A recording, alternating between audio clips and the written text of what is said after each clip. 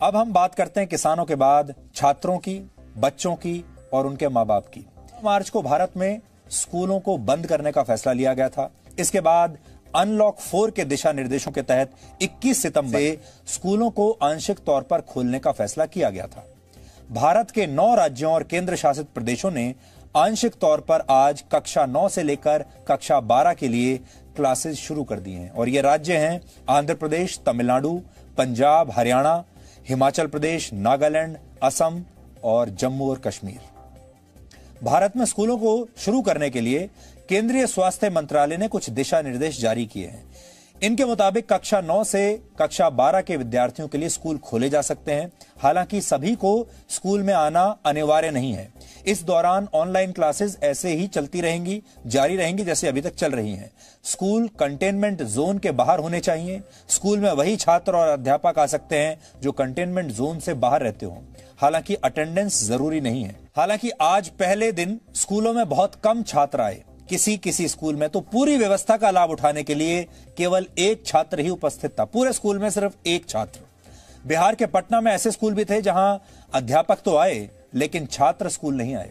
यानी corona virus की चिंता हर किसी को सबसे पहले अपने बच्चों की वजह से सता रही है।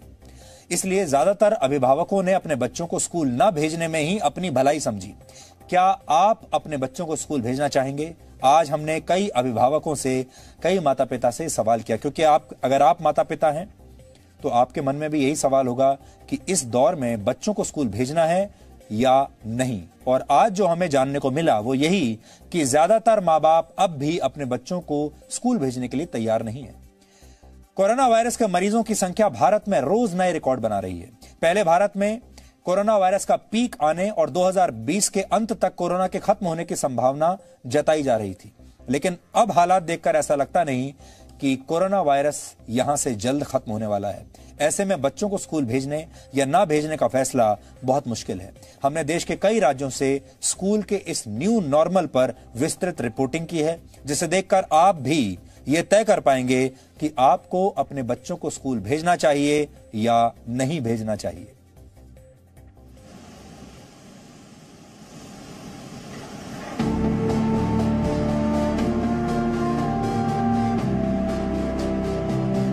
Social distancing, mask, sanitization, thermal scanning, व्यवस्था का पूरा तामझाम, लेकिन छात्र नदारद। इस छात्रा के हौसले को सलाम करना चाहिए, क्योंकि चंडीगढ़ के स्कूल में ये अकेली ही पहुंची है। 9वीं से 12वीं यानी 4 कक्षाओं के लिए स्कूल खोले गए, लेकिन छात्र केवल एक। इतनी अच्छी तरह पढ़ाती हैं तो वो व्हाट्सएप पे उतनी अच्छी तरह नहीं पढ़ा पाती जितना क्लास में पढ़ा पाती हैं। टीचर्स को तो हमने इतना ज्यादा मिस किया ना, और टीचर्स डे पे तो बहुत ही ज्यादा मिस किया हमने टीचर्स को। यहाँ तो फिर भी एक स्टूडेंट ने हिम्मत कर ली, लेकिन बिहार की राजधानी पटना, मध्य प्रदेश के बैतूल और जम्मू में ऐसे स्कूल भी थे जहाँ टीचर्स तो स्कूल के आदेश की मजबूरी में पहुँच ही गए, लेकिन एक भी छात्र स्कूल नहीं पहुँचा।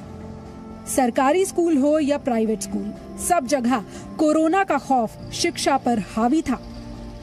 बच्चों की ये अटेंडेंस है, पर मैं आज देख रहा हूँ सुबह से ही कोई 40-50 बच्चों की और व्हाट्सएप ग्रुप पे उनके कंसेंट आ गए पेरेंट्स के।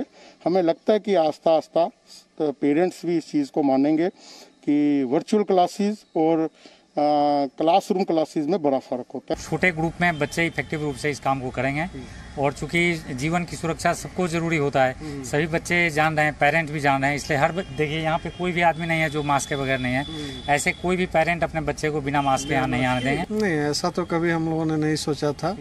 ये शायद एक ऐसी परिस्थिति है जो अकल्पनीय कह सकते हैं आप इसको। अवेयर हो कि उसने कैसे आना है स्कूल में और कौन सी इंस्ट्रक्शंस हैं जो उसने पहले से ही उसको पता होनी चाहिए कि मैं स्कूल आ रहा हूँ, तो अपना भी और सबका, हमने सबको सेफ रखना है, सबसे बड़ी बात है।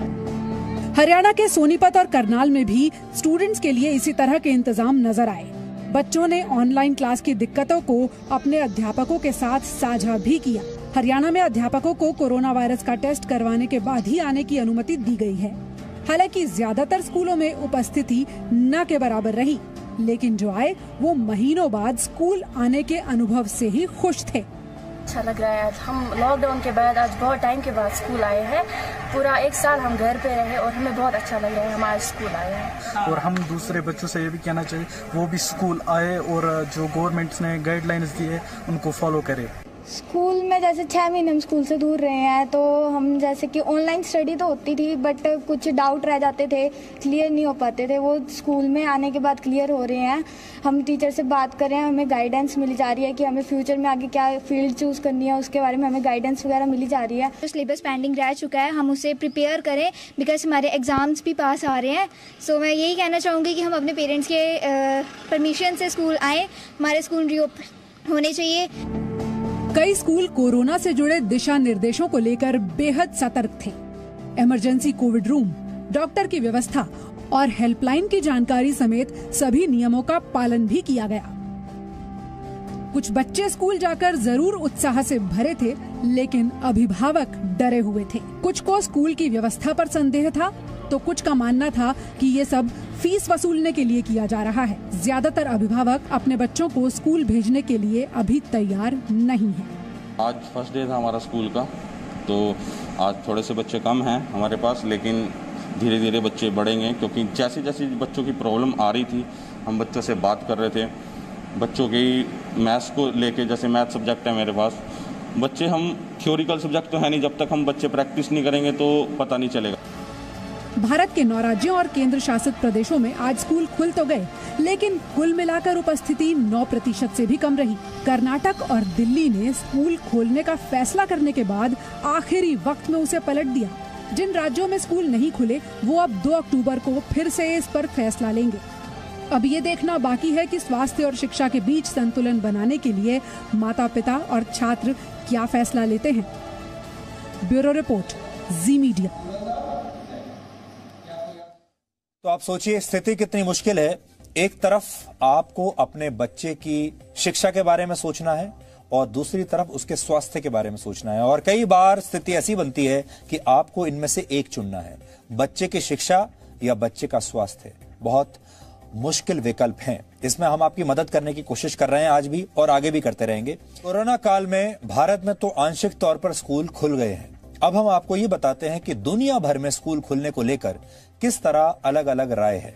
जनसंख्या और कोरोना संक्रमण के मरीजों की बात करें तो भारत में स्कूल खोलने का फैसला बहुत साहसिक फैसला कहा जा सकता है।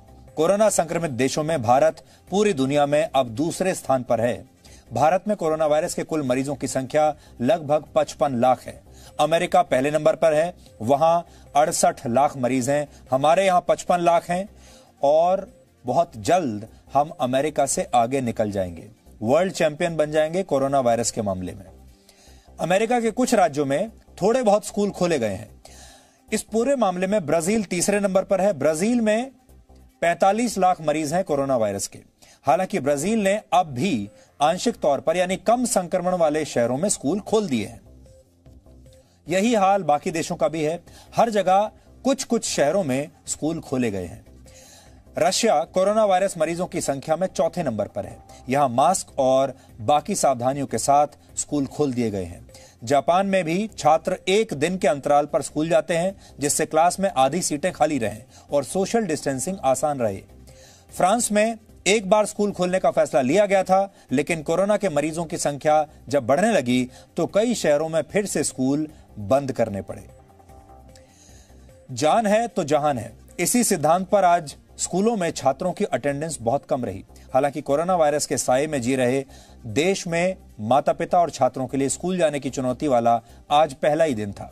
लेकिन अगर आप भी अपने बच्चों को स्कूल भेजने का मन बना रहे हैं तो आपको कुछ बातों का ध्यान रखना बहुत जरूरी है। आप नोट कर लीजिए। बच्चा पूरी तरह स्वस्थ हो तभी उसे स्कूल भेजने के बारे में सोचें। मास्क और सैनिटाइजर के साथ ही बच्चे को स्कूल भेजें। किसी विषय के विशेष मार्गदर्शन की जरूरत हो तभी उसे स्कूल भेजें, जिससे वो स्कूल में कम से कम वक्त बिताए। यानी अगर उसके दिमाग में कोई डाउट है, कोई ऐसी बात है जो ऑनलाइन क्लासेस में उसको समझ में नहीं आ रही, जिसके लिए उसका अध्यापक से फेस टू फेस मिलना जरूरी है, तभी आप बच्चे को स्कूल भेजें। बच्चों को ताजा और पौष्टिक खाना खिलाएं, जिससे उसकी रोगों से लड़ने की क्षमता बनी रहे। यह संक्रमण होने की स्थिति में भी बच्चों की इम्यूनिटी मजबूत रखेगा। बच्चों को अस्थमा या सांस से जुड़ी कोई और परेशानी हो तो स्कूल बिल्कुल भी ना भेजें। हालांकि देखा गया है कि बच्चे कोरोना वायरस से तेजी से रिकवर हो जाते हैं, ठीक हो जाते हैं, लेकिन ये बीमारी फेफड़ों और दिल पर हमेशा के लिए बुरा असर डालने की ताकत भी रखती है। इसलिए बच्चों के मामले में खास सावधानी बरतने की बहुत जरूरत है। स्वास्थ्य और शिक्षा के बीच संतुलन बनाए हुए ही आगे बढ़ने में समझदारी है। यानी आप शिक्षा को भी रखिए और स्वास्थ्य को भी रखिए, दोनों में से एक को मत चुनिए, जिससे आपके बच्चे का एक साल भी व्यर्थ ना हो और उसका स्वास्थ्य भी सलामत रहे।